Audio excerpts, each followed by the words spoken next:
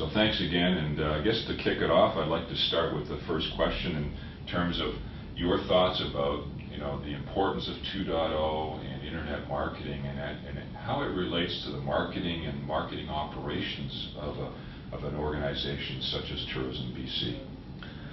Well, the whole Web 2.0 phenomena is quite broad, but I think that for us what's really important is the ability to connect directly with consumers and leverage some of the mass collaboration that is out there on the internet, and try to leverage that as well to help sell British Columbia as a destination. Whether it's us producing content and being more relevant to the individual consumer, or whether it's consumers producing content that could help us sell the destination as well. So those types of things I think are extremely important, because in this day and age consumers expect to be treated as an individual. They expect for marketers to be relevant, and they expect it to happen on a dime. No time to waste here. Yeah, that's true. So it's really about being aware of what your customers are saying about the destination of British Columbia, whether it's good or bad, and then being able to respond appropriately. Is that a good characterization? Yeah, what we try to do is we try to learn as much about the individual, but then on a mass scale. So if we are dealing with millions of visitors to our website, our intent is to find out what the triggers are for each individual consumers, or what their interests are, so that we can respond to that appropriately, so that we can send them the right message at the right time with the right pieces of content, whether that content comes from us or whether that content comes from another consumer who just happened to share a particular interest that this other person might be interested in as well. Oh, now that's a cool area. That's quite interesting. I never heard it expressed that way before, William. So really leveraging consumer content that you collect and then redistributing it to others that might want to hear about it or read about it. Well, yeah, absolutely. What we have found, we have consumer blogs on hellobc.com, which is our consumer website, where anybody can share their experiences, whether it's in text or with pictures or with video. But we also have our official information. So if we say that Vancouver is a great city with great hiking, that comes from the official tourism body, so that carries some credibility. But if you then complement that with consumer-generated content, where a consumer said, I went to Vancouver, I went hiking, and it was phenomenal, that really adds a whole new layer of credibility. So if we can then find the consumers that interact with us that have an interest in hiking in Vancouver, then we can send them both these pieces of content, instead of, if this happens through email, instead of the generic email that you might try to touch on everything a little bit, you can be very specific and really motivate that consumer to take the next step, which might be, okay, I really need to go visit. Instead of, I'm thinking about visiting British Columbia or Vancouver. Now they're thinking, no, I definitely have to go. Right. Wow, that's cool.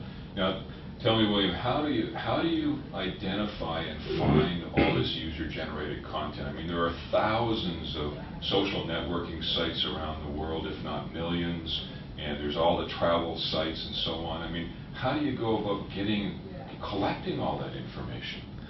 Well, we have a large consumer base that interacts with us on Hello BC, and we encourage them after their trip to British Columbia to share their experiences. So we have past travelers.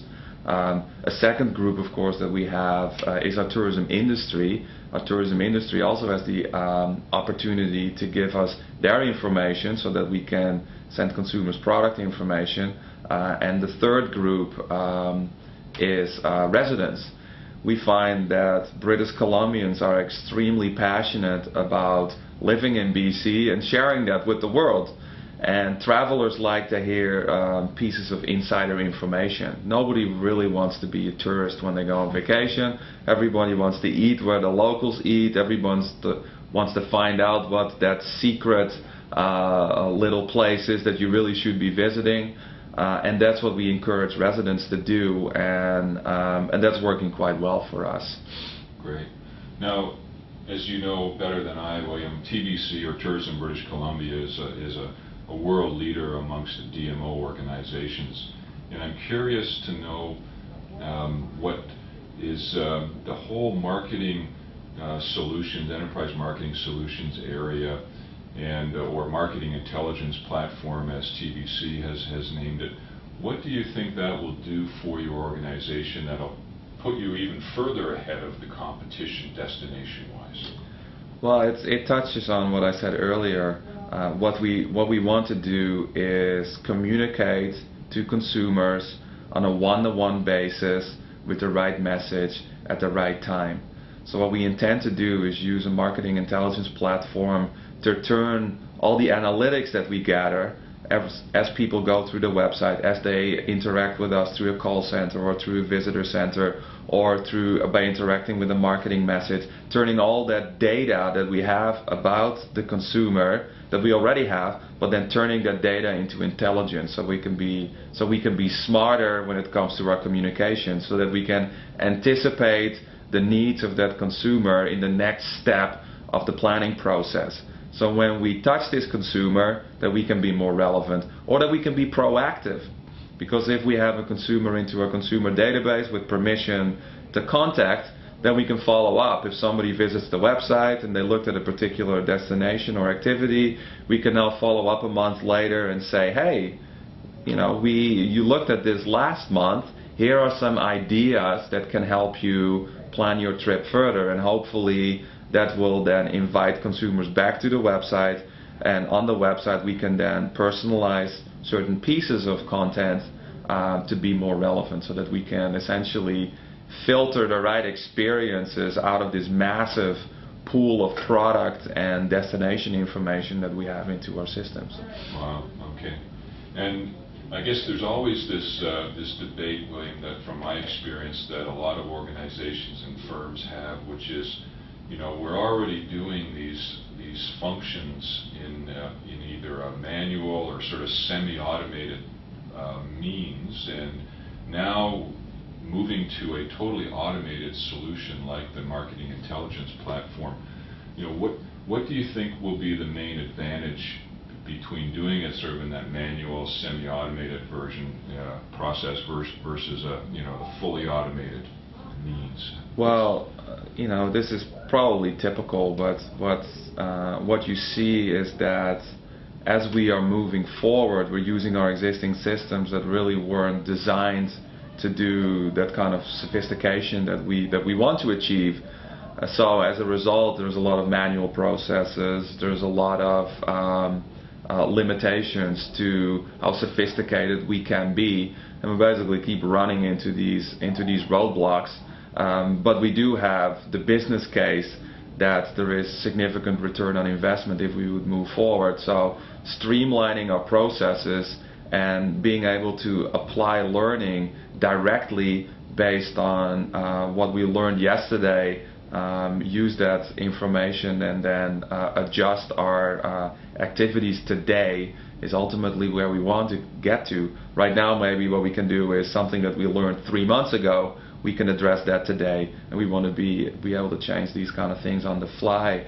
And this day and age, you have to be able to be nimble and respond to changes in the marketplace really quick. I mean, look what happened in the US with the economy. Wouldn't it be great if you can respond to that super quick? Or even as simple as an article that is published in a major newspaper somewhere in the world, that you can now direct your communications to consumers in that geographic location that correlates with what they might have seen in the newspaper. It's those kind of things that we really want to get to. Sure. Now, William, do you see the marketing intelligence platform providing you with any downstream support and benefit to your partners and your operators? Well, ultimately that's what it's all about. We are in the business of driving business to our tourism industry, and instead of sending or presenting a generic options to consumers, if we can present them with information and product that is a lot more relevant, the leads that we send to the industry will be a lot more qualified. If I put a particular kayaking operator in front of a consumer, that a kayaking operator has a program that's for kids, the consumer has children, and that's exactly what they're looking for, the chances that that consumer will convert into purchasing that trip is much, much higher than putting a generic message in front of them. And that's ultimately what we try to achieve. Better leads, better quality, higher volume to grow our tourism industry. That's cool. That's great. Great. And how are you doing with this whole project? Are you on track? Yeah, well, you guys are doing a good job. Well, thanks for the plug. I appreciate that, William. What else? Is there anything else that comes to mind that you think you'd like to share with the audience about the importance of this whole area? Well, where do I start? But I think when you undertake any type of project that involves technology or that requires you to adjust your business processes, the one thing that I've learned and I think is really important is to take small steps and one step at a time, but make sure that you work off a foundation that you can build on.